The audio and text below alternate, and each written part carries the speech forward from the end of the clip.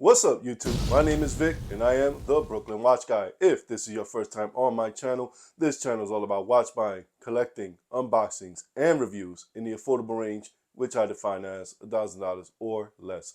If you're into that, I invite you to stick around, watch the video. If you make it to the end, hit that like button, subscribe, and don't forget the notification bell so you know every time I put a new video up. All right, folks, today we're going to be doing a watch review on this guy right here. Try to get that in the screen a little better. This is the Invicta Aviator, an Invicta watch that I believe that even the most hardcore Invicta hater is going to have a hard time hating on. Really attractive watch, really nice, nicely done, not overly branded. This guy goes against the grain of almost everything people hate about Invicta. I really love this watch, and I'm ready to talk about it, you guys. So without further delay, let's get into this review. Folks, so here we have the Invicta Aviator. Doesn't have a really a cool name otherwise, but this one is reference number 22973. There is another version. It's a black dial with white numbers. That one is reference number 22972. That's how you're going to distinguish the two apart. Like I said, this is to me, it's a beautiful watch. I like Fliegers, and this one is done really nice. It's not overly branded Invicta style. You don't even get the Invicta on the side. I mean, very minimal branding on this guy. So you know what? I got to give them a thumbs up for that one, because you know, Invicta, they tend to go overboard with their branding. So this guy is a Type B Flieger, which means that it has a minute track on the outside, as you can see, in 5 minute increments. Apologies. And you get the hour track on the inside. For me, this is the Flieger that I do tend to lean towards. I find it more attractive. The Type A Flieger just has hour track on the outside, nothing else. For those who want to know more about Fliegers, watch this video here that I'm going to put. I'm going to put the card somewhere there on the right corner, and that video I do go a little more into the history about Fliegers. So specs on this guy. It's a 45 millimeter case, stainless steel construction, flame fusion crystal. I have no idea what the hell Invicta means by that. What I'm guessing it is sort of like the Seiko Hardlex, where it's not exactly sapphire, but it's a little harder than mineral crystal. I think that's what this guy is, so they're just calling it something different. It is a quartz movement, and they use a Hattori Epson VJ55B movement, which gives you the date, the day of the week up here, and it gives you a date window on the bottom. Overall, this watch is really attractive. It really closely resembles one of the Hamilton aviators or khaki pilots, whatever they're called. But that is a much more expensive watch. Those range between $600 to $900. I paid this guy right now on Amazon is about 56 bucks. So you do the math there. Like I said, this is a budget watch channel, so I'm always gonna go budget when I can. I love the pilot's watch, but you know, the Hamilton, that's not one that I really desire to have. So I'm more than happy with this one.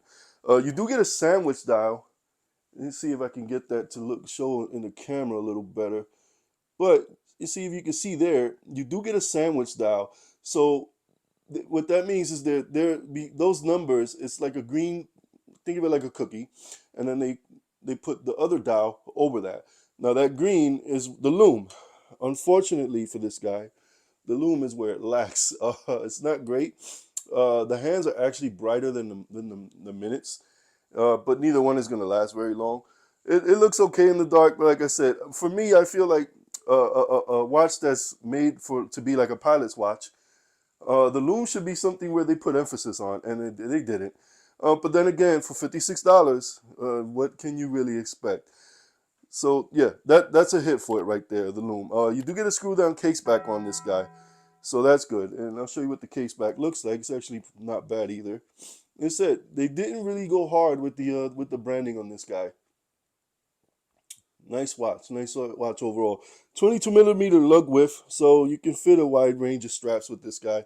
Unlike some of the other ones, like I just bought a strap for one of my Lupas today, which I had to find a 26 millimeter strap. That was hard. So, you know, 26 millimeter straps, you didn't get a whole lot of options. But no, this guy's fine. 22 millimeters, so you should have no problems being able to find a strap. So yeah, this guy, very attractive watch. I'm gonna put this guy on my wrist now so you can see how it looks. All right, y'all. So here you have it. It is a little big case wise, but traditionally, even the original Fliegers, they were big watches. I believe the original ones were between 50 to 55 millimeters. They all had big crowns, which I really liked that.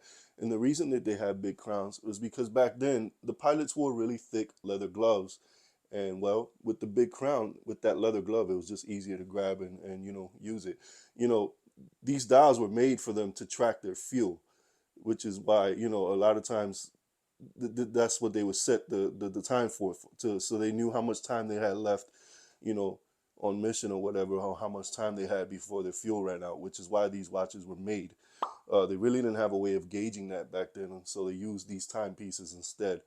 So that's really why you got that dial and why they're so big and easy to operate.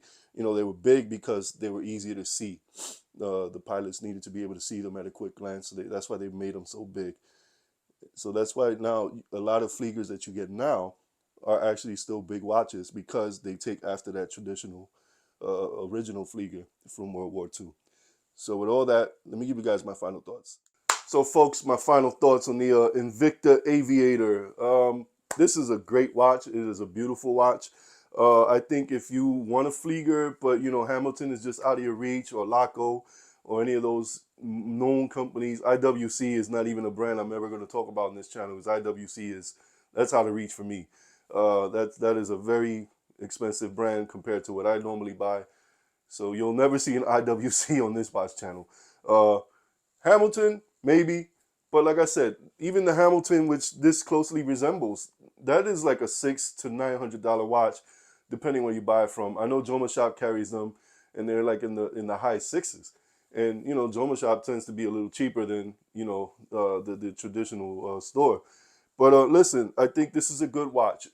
It's attractive. The movement, I've really never heard of that brand Movement. So far, I haven't had issues with it. We'll see how it holds up over time. But so far, it's been great. It's been accurate. I haven't lost time or gained any time on it, which, sometimes cheaper quartz movements, that's what they do. I've had this one for a little bit now, and it's been pretty spot on. It's been pretty accurate. With that said, folks, I will put the link to this guy, the Amazon link to this guy, in the description below. Only the black or the brown one is there. I haven't seen the other version on Amazon. Maybe it is. If you look for it, it might be there. You could also just buy it online from Invicta, but I do think you're gonna pay a little more there. So anyway, with that said, folks, I will see you on my next one. Peace. Hey, YouTube, it's Vic, the Brooklyn Watch Guy. Got any questions or suggestions for content? Well, scan this QR code, send me an email. Maybe you see your idea come up, or I'll answer your question on a video.